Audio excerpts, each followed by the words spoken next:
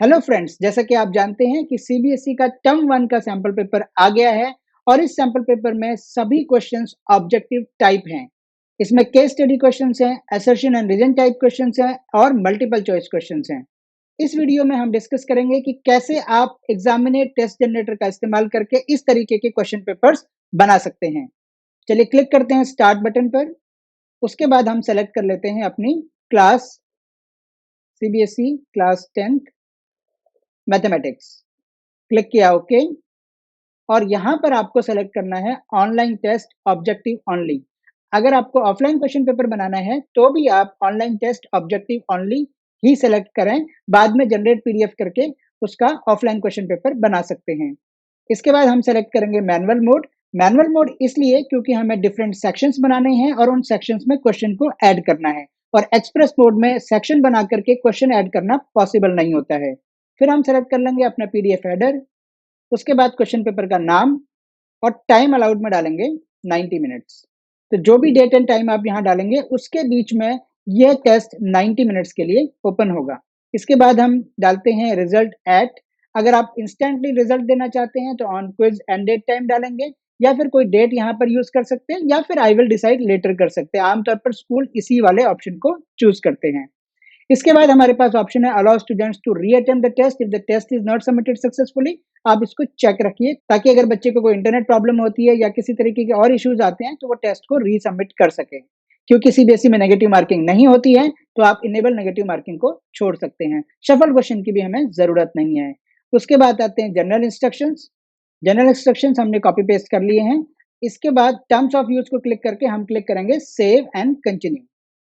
इस next screen पर add question का बटन इनेबल होने में थोड़ा सा टाइम लगता है, आप थोड़ा सा वेट कीजिए।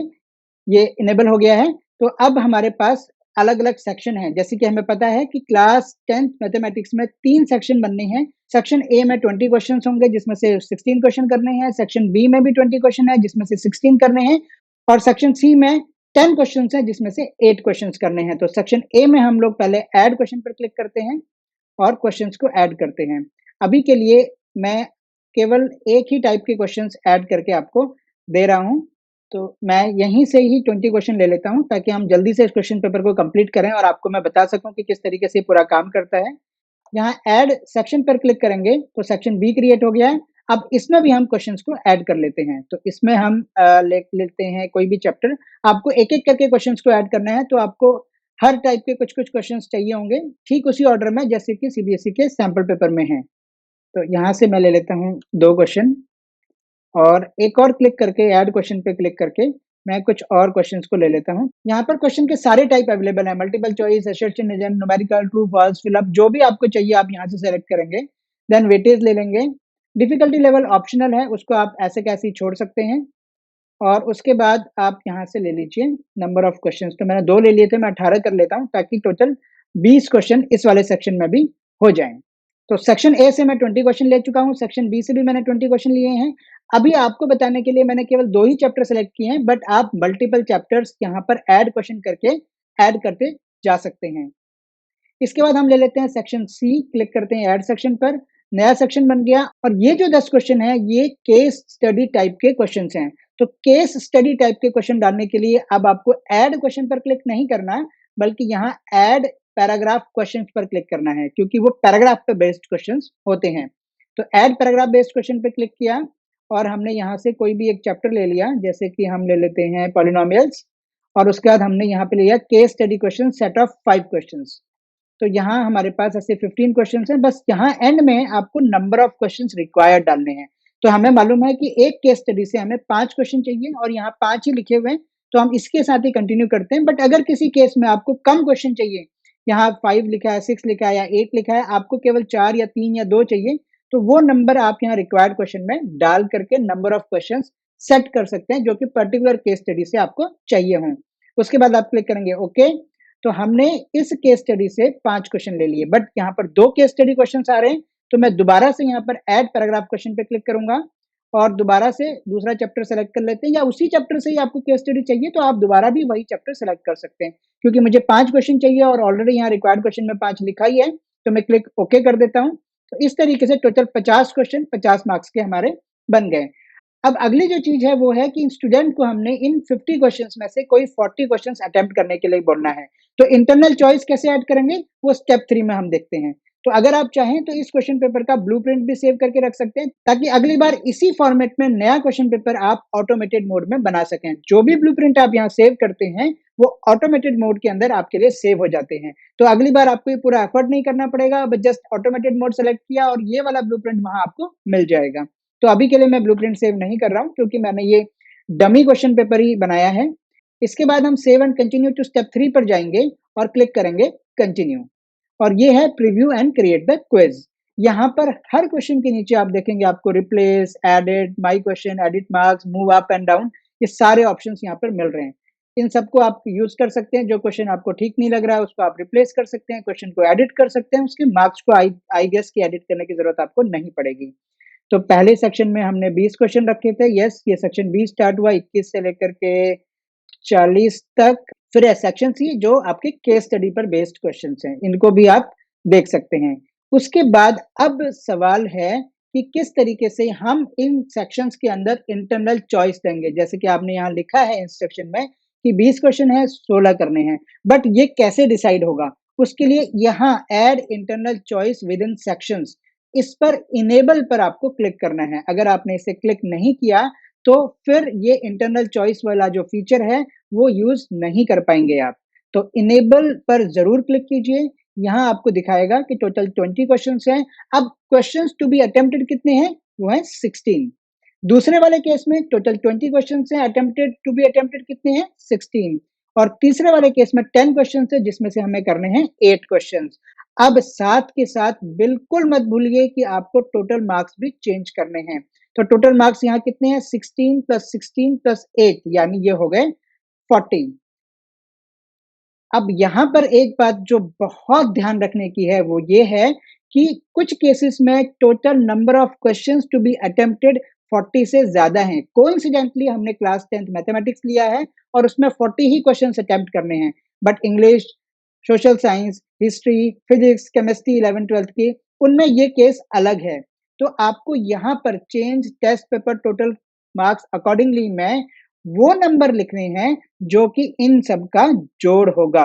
यानी अगर ये 16 प्लस 16 प्लस 8 प्लस समथिंग और होता तो हम यहाँ पर 45, 50, 55 यानी जो भी यहाँ पर इन सब का जोड़ होगा वही आपको लिखना है। अदरवाइज आपका क्वेश्चन पेपर गलत बन जाएगा और मार्किंग ठीक से नहीं होगी।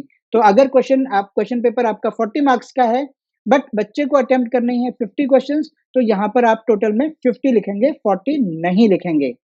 उसके बाद क्लिक करेंगे सेव और ये आपका सेव हो गया। तो internal choice with in sections हमने दे दिया है, 16 क्वेश्चंस ए में, 16 क्वेश्चन बी में और 8 क्वेश्चंस सी में। इसके बाद हमें क्लिक करना है क्रिएट क्विज और क्लिक करना है ओके। आपका क्विज अब इस स्क्रीन पर आ गया है। Yes, this is the quiz.